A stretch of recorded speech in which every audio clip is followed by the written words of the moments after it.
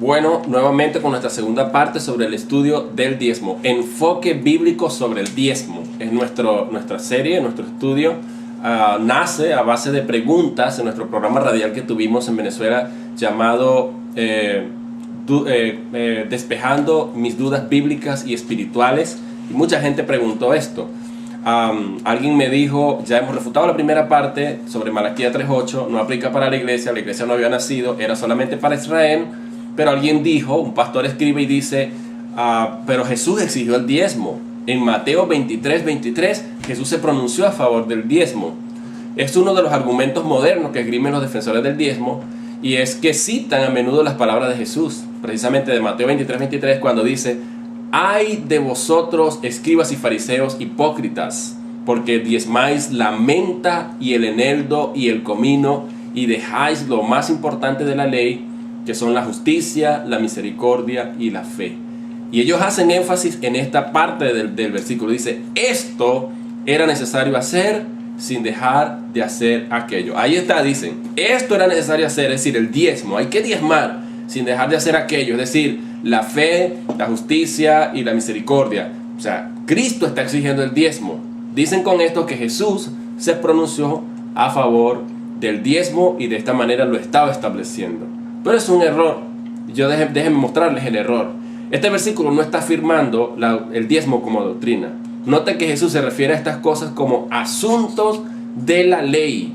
En una parte del versículo dice: «Ay de vosotros, escribas y fariseos, porque diezmáis la menta y el eneldo y el comino y dejáis lo más importante de la ley». O sea, era parte de la ley, era un asunto de la ley, así como también lo era para la ley la justicia, la misericordia y la fe.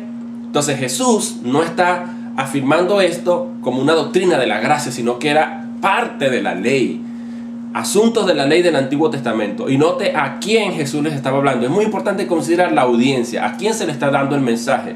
¿Cuál es la audiencia de Cristo en ese momento?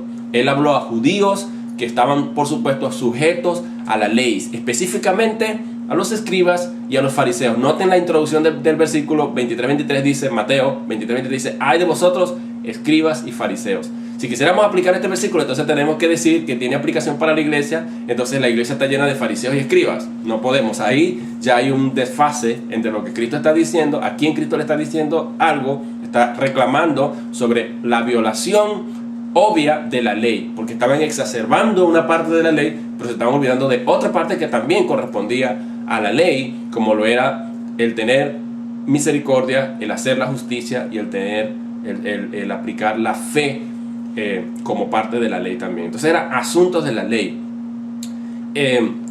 Cristo estaba hablándole al pueblo judío que estaba todavía bajo el antiguo pacto. El nuevo pacto no empezaría hasta que Jesús muriera y resucitara. Por tanto, no podemos aplicar estos versículos porque Cristo no había resucitado aún.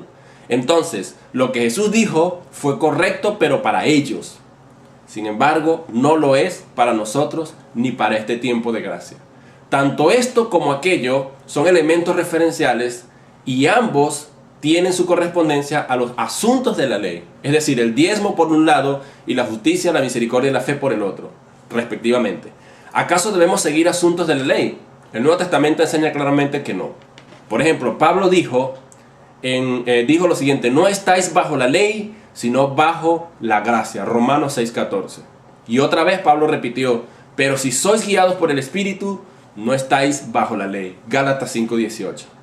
Como resumen, Jesús no está estableciendo el diezmo para sus seguidores, pues estaba hablando a los judíos y se refirió a ello como asuntos de la ley judía, que se había exagerado y exacerbado por encima de la justicia, la misericordia y la fe, repito, las que también eran preceptos de la ley. Así que el reclamo de Cristo acá es hacia los escribas y fariseos por estar guardando parcialmente la ley establecida por Dios y entregada por medio de Moisés, y no alabó a los judíos por ser fieles diezmadores, sino por haber abandonado la otra cara de la moneda, promulgada también en la ley. Por ejemplo, Miqueas 6:8. Miqueas 6:8. De modo que el punto acá no se enfoca en el diezmo, sino en la falla de los judíos, especialmente de los escribas y los fariseos, por el incumplimiento de los principios de justicia, misericordia y fe.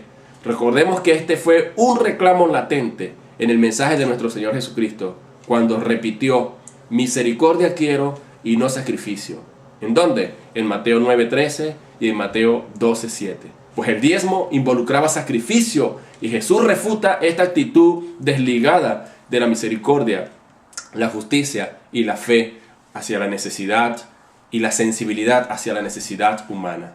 Entonces, Jesús acá es obvio que no está enfatizando la doctrina del diezmo ni la está estableciendo, sino que está tratando de decirles que el tratar de cumplir una parte de la ley y dejar de un lado la otra, que tiene que ver con nuestras relaciones interpersonales, con las necesidades humanas, entonces es una hipocresía increíble. Por eso dice, ¡ay de vosotros! El ¡ay! Es una expresión de dolor. ¡Ay de vosotros, escribas y fariseos! Y les dice además hipócritas, los califica de hipócritas. Entonces, no podemos aplicar esta porción de la Biblia queriendo decir, no, Cristo estableció la doctrina del diezmo porque su reclamo no era el cumplimiento del diezmo, porque eran fieles cumplidores del diezmo, sino el abandonar la misericordia, la justicia y la fe, que eran partes de la ley. Ambas cosas eran partes de la ley. Ahora estamos en la gracia. ¿Qué permanece? Tenemos que seguir siendo justos, tener misericordia y tener fe en nuestro Señor Jesucristo. Entonces, Cristo hace énfasis en esto.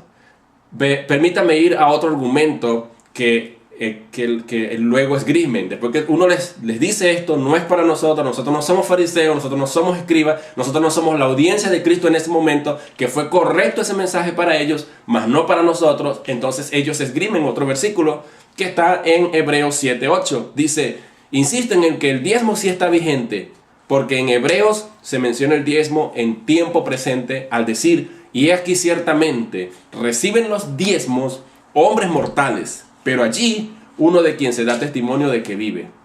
Hebreos 7:8. Hacen énfasis en el versículo recibir, en el verbo recibir, lo cual indica que al estar en presente sería obvio que en los tiempos apostólicos se exigía el diezmo para dárselo al que vive y que en el acto de entrega del diezmo Jesús lo recibe. Lo que ellos dicen es, cuando dice ciertamente aquí ciertamente reciben los diezmos, los hombres mortales, dicen, fíjense, aquí ciertamente reciben. Estaba escribiendo el autor a los hebreos y está diciendo que aquí, dando a entender que en la era apostólica se recogía el diezmo. El argumento no deja de ser interesante, por supuesto que lo es, pero el versículo se está tomando aislado de su malla textual, del contexto, pues el mismo contexto automáticamente refuta tal interpretación. Veamos por ejemplo el versículo 5, donde dice, ciertamente los que de entre los hijos de Leví reciben el sacerdocio, tienen mandamiento de tomar del pueblo los diezmos, según la ley. Enfatizo, según la ley, no según la gracia, no según Jesucristo, según la ley, es decir, de sus hermanos, aunque estos también hayan salido de los lomos de Abraham. Es obvio que acá se está hablando de los judíos y su deber legal de diezmar para los levitas, quienes lo hacían aún en tiempos cuando se escribió el libro de Hebreos. Recordemos que el templo judío siguió en pie por 37 años más después de la muerte, de que Cristo muriese. Y esta práctica aún era común entre los judíos incrédulos, pero en ningún momento se habla de la iglesia de Jesucristo en el contexto. Todo esto sin considerar el hecho de que el libro de Hebreos se escribió como lo dice su nombre. ¿Para quién? Para los hebreos. Nosotros no somos hebreos. Nosotros no somos los judíos. Nosotros no somos Israel, repito. Y no fue escrito hacia los creyentes. Sin que, por supuesto, esto signifique que no tenga enseñanzas instructivas y preciosas para la iglesia y haya algo de doctrina para nosotros. No estamos negando que tenga aplicación para la iglesia el libro de los hebreos y haya principios preciosos allí. Pero esta porción particular está dirigida a alguien que estaba bien familiarizado con el asunto del diezmo. Por otro lado, dentro del mismo contexto, veamos lo que dicen los versículos 18 y 19. Dice, queda pues abrogado el mandamiento anterior. ¿Cuál mandamiento anterior? El mandamiento del diezmo, de que se reciba el diezmo a hombres mortales. Dice, a causa de su debilidad e ineficacia, pues nada perfeccionó la ley. Nos vuelve a decir que la ley nada perfeccionó. Y de la introducción, dice, de una mejor esperanza por la cual nos acercamos a Dios. Hebreos 7, del 18 al 19. Se concluye entonces que el propósito fundamental de este capítulo es exaltar la grandeza del sacerdocio de Cristo, que era al nivel de Melquisedec, y la gracia de Jesucristo por encima de un viejo sistema débil e ineficaz, y no aprobar el pago de diezmo para el creyente en Cristo, sino más bien eliminarlo, pues al desaparecer el sacerdocio levítico, desaparece con ello las leyes ceremoniales y las leyes del diezmo inclusive. Pues Jesús reemplazó a los tales convirtiéndose en el sumo sacerdote de la gracia, el cual no exige diezmos ni ningún otro tipo de ceremonia o sacrificio. De lo contrario, estaríamos tratando de revivir el antiguo sistema que no produjo ningún efecto positivo en el pueblo de Israel. Repito, es a los judíos a quien se les está diciendo eso, y se les dice dentro de un contexto donde el templo todavía permaneció por 37 años más y los judíos siguieron con sus ceremonias, y esta carta está escrita para revelarle la grandeza de Jesucristo en el cielo, la gracia de Jesucristo por encima de la ley, del diezmo y de todo este sistema de ley que era muy duro y muy difícil de cumplir. En nuestra próxima sección les seguiremos presentando otros argumentos y otras refutaciones y otros contraargumentos. Que Dios me le bendiga.